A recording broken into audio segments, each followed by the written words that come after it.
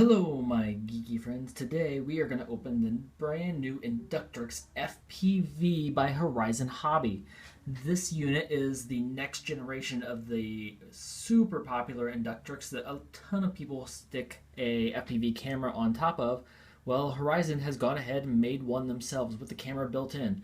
Today we're going to open the unit itself and then we're going to do a first test flight. With this package, we get the unit itself. So I like the packaging that they did here, so you can actually see exactly what you're getting. That's pretty cool. I also ordered some additional batteries to keep it in the air more often. These are 205 milliamp batteries. And I went ahead and ordered some extra motors. I'm not sure if I'm going to need it. These are really popular with the traditional Inductrix, but I heard that the Inductrix FPV actually comes with stronger motors right out of the box. So with those, I don't know that we're going to need them. I guess I'll just have them for the future. So I've cracked the tape off of here, and we'll open it up and see what's inside. Manuals, legal information. I suppose I should actually read the manual. We'll get to that later, but nobody's interested in that. Okay, so under here, it has the battery that it came with.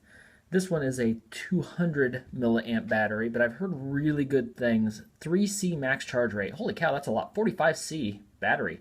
That's actually quite a bit better. These are only 25 Cs, so I'm curious to see what kind of a difference we get out of them. And then it comes with a LiPo charger. This is pretty slick, just a small charger to keep the cells going. It only do one, so I'll probably mostly be using my Cell Pro 4S charger with a cable I spliced together to be able to charge multiple of these at a time. But for now, that will get me going today.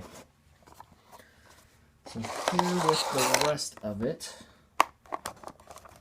slide the top off. I got the bind and fly model. I have a spare DX5e radio that I'll be using with it for now. And then I also have an orange module for my FR Sky radio on its way, but it's not here yet, so I'll be using the DX5e to start with.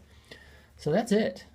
It's really straightforward. The wires are not color-coded to match the other ones, so I guess you have to keep track of what they've got there.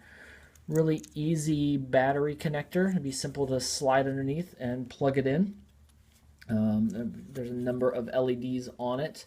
I think this is a button. Yeah, we have a button on top to program it. We'll have to check out the manual and see what we have to do to set frequency.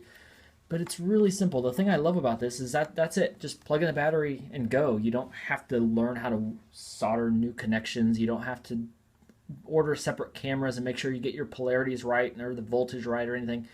Just buy it, plug it in, and fly. So that's what we're going to do next. So here we're charging the main battery. It's super simple, just the way it needs to be with a really entry-level quad, I guess.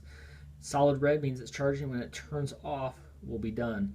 The battery just slid in there. It locked really nicely into place. We'll see if the third-party batteries lock quite as well. But that's it. For those of you that haven't seen the Inductrix before, what makes it so special is, one, the size. My hand can completely cover it. It's really tiny, and the props are actually completely ducted, meaning they're completely encased, even more than you get with entry-level quads that you can put shield guards on around it. They are completely protected, so you can fit this into tiny little spaces and bounce it around and it will live. The antenna is a linearly polarized antenna. It means it's just a traditional stick. It's not a circularly polarized antenna like most people are putting on them. Could be a disadvantage inside where the circular polarization really helps with all the reflections, but the reason that I went with this mainly is, one, the nice body that it comes with. It looks like it will be able to fly in and get stuck in places, and unlike the circularly polarized antennas, it's not going to be damaged. This will just move around and fit. So this thing should be nearly indestructible. I do have, and all of your receivers, if you have one, will have come with a linear antenna. You'll probably have to take off your cloverleaf and put this on, but it's not hard to do. So yeah, this thing will just fit through tiny little spaces, and I plan on immediately tormenting people in my office as soon as possible. Alright, so we're going to try this again. We actually had a first flight, but it didn't count because my recorder broke. So we're binding the TX5e to the drone. There we go. It looks like we're locked. I don't have the goggles on right now. We'll do a little test flight just to make sure it's safe. All the settings are good. All right. Put on goggles. Go take a look.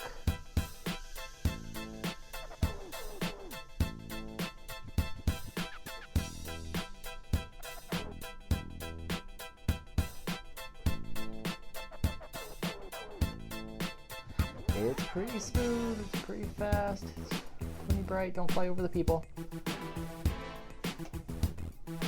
Nope. Somebody mind flipping that over for me? Anybody? Anybody? No? No?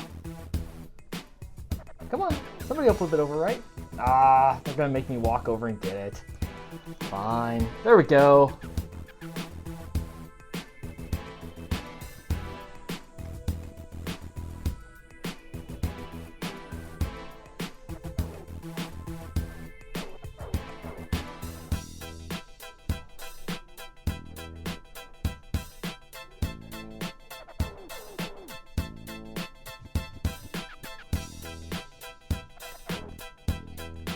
Thank you.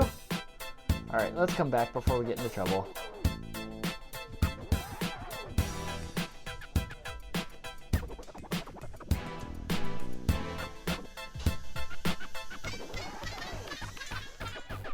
All right.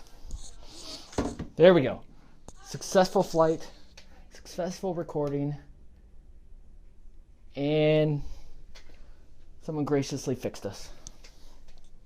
Now, when we get home, we'll really go crazy.